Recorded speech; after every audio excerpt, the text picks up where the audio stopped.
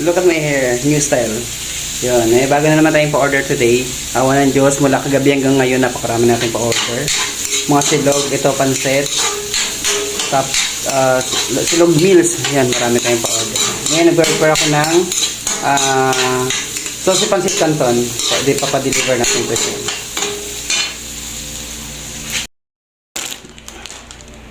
Semi-calms yan.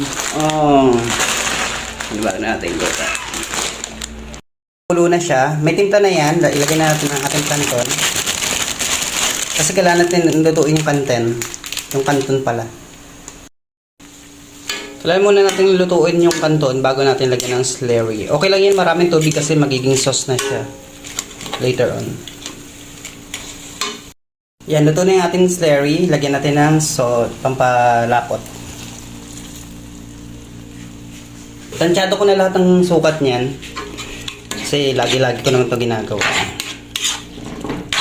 Kaya natansya ko na yung sukat niya. Kasi lumapot na siya. Napaka-saucy.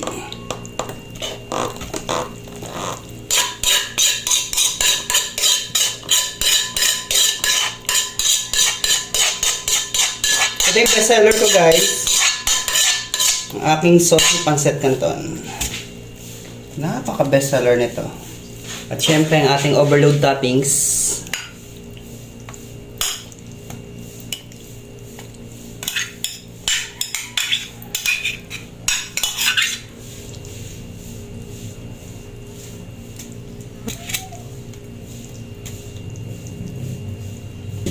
Pwede na yan. Kasi dapat isa lang. Pero regular customer natin siya kaya dala. Okay na. Wala naman yung ano, kain. Wala na kayong dati. Maraming po. Thank you po.